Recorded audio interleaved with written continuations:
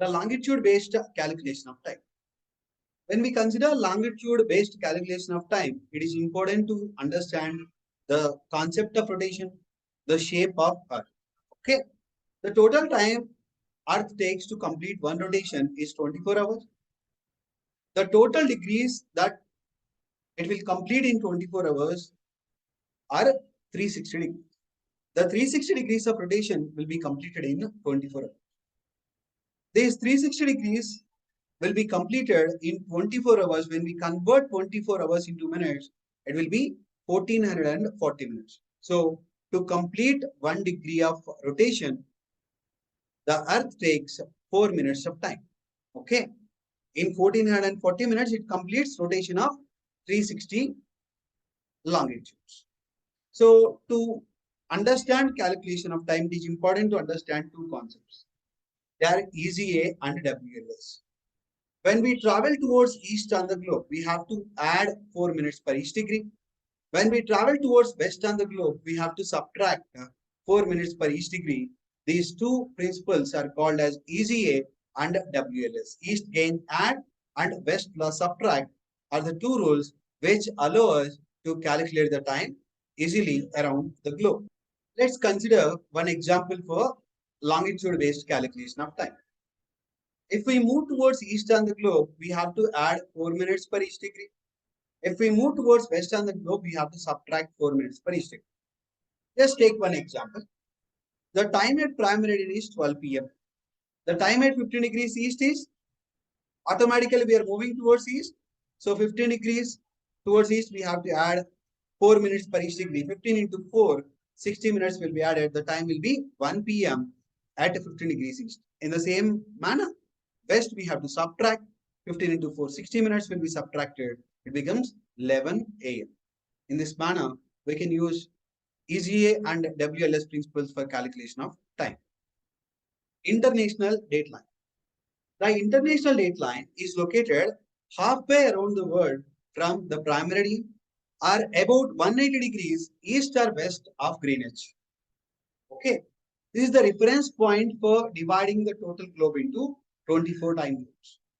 It is also known as the line of demarcating a day, as it is responsible for dividing the days on the globe. It is also called as the line of demarcation. The zigzag line that is visible here is the line that is responsible for demarcating the day from west longitudes to east longitudes. How this demarcation takes place, how this international dateline helps in deciding a day in different hemispheres will be discussed in coming slides.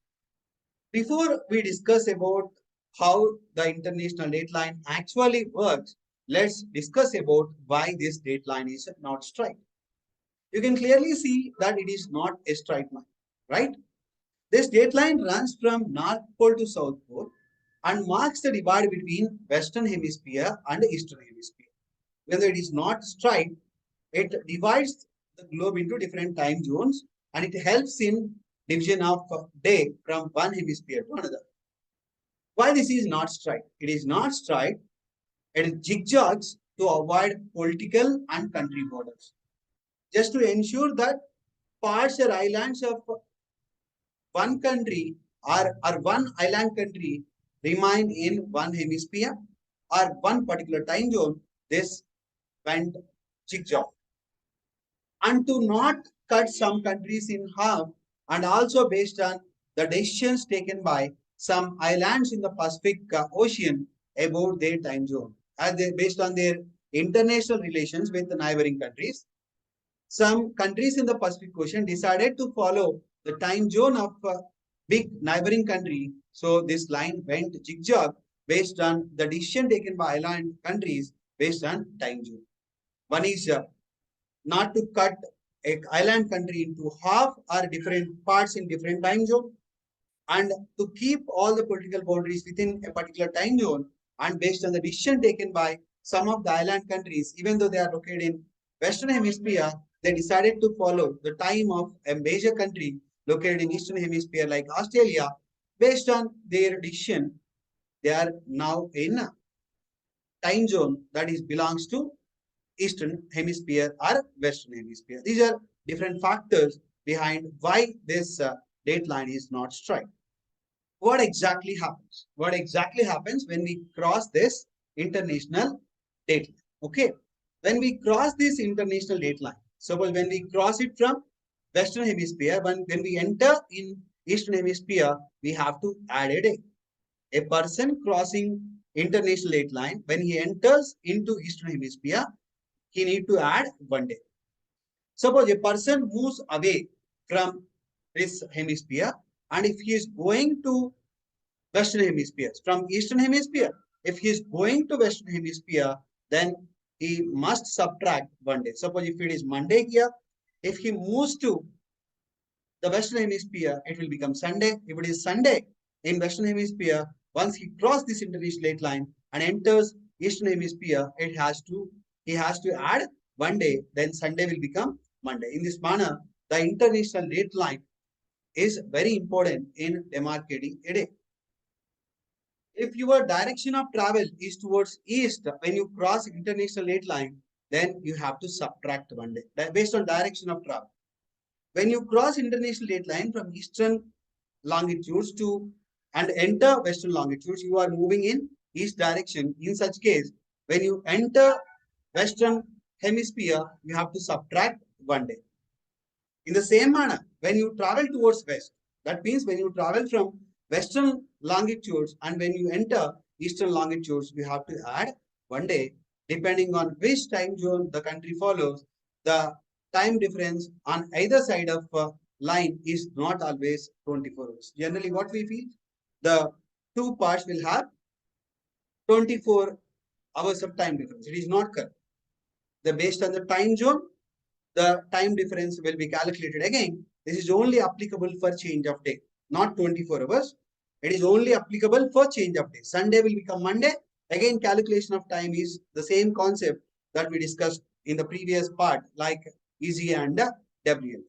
Suppose if you travel for a distance of 1061 kilometers or 659 miles across the date line from Baker Island to Tokyo, then you have to add 25 hours, 1 day and 1 hour.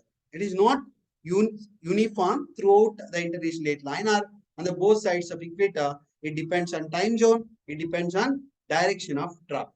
Okay. The longitudes and latitudes. The longitudes and latitudes are imaginary lines. These imaginary lines divide the globe into 4 parts. Northern hemisphere, southern hemisphere because of equator. Prime meridian divides the globe into 2 parts, eastern hemisphere and western hemisphere. Both latitudes and longitudes are angular distances.